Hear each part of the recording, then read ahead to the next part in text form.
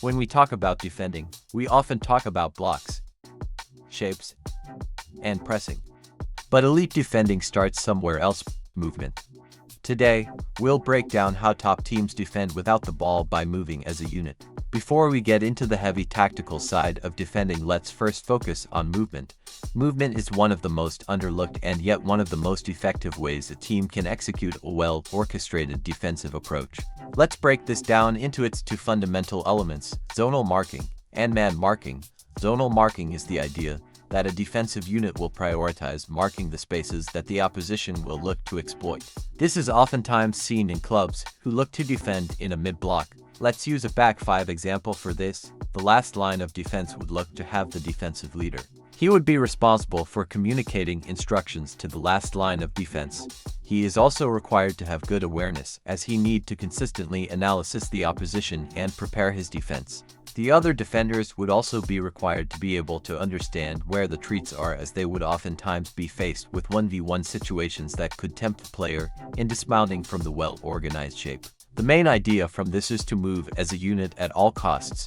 If one of the defenders looks to press or close down a certain area on the pitch, then the other defenders need to adjust their positions in order to manage the space and maintain shape. They would need to keep two things in mind: keep a safe distance away from the next defender, and keep a safe distance closer to the ball and nearest opponent.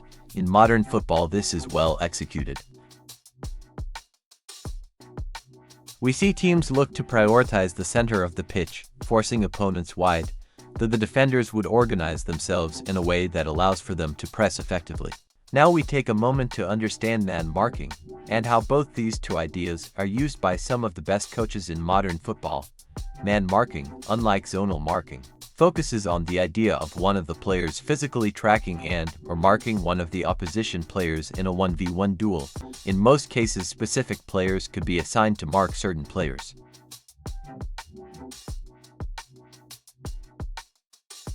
The idea from this form of defending is that it aims to ensure that the opposition players would not receive the ball comfortably and would be immediately pressured. Similar to the zonal marking, there would be a vocal lead defender required to manage and control his defense. But the difference here is that he would need to rely on his defending partners more than in the zonal situation. As the player being tracked could drop deeper in order to lose the man marking him, he would drift out wide.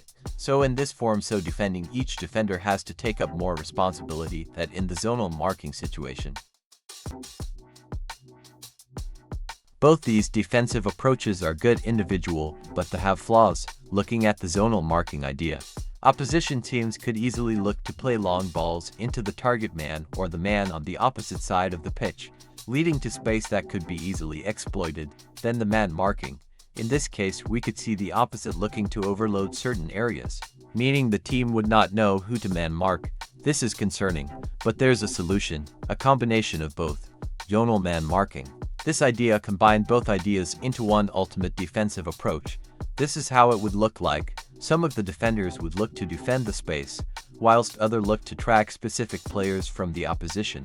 Not only does this ensure defensive cope, but it also ensures that some of the opposition players are going to find it that much more difficult to get on the ball. This approach combines the best of both worlds.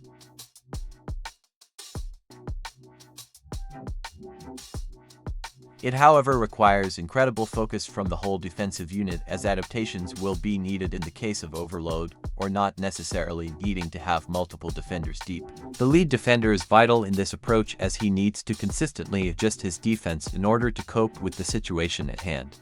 This is just the first defensive idea we chose to focus in this video. Let me know in the comments which videos and ideas you would like us to explore. Don't forget to like and subscribe.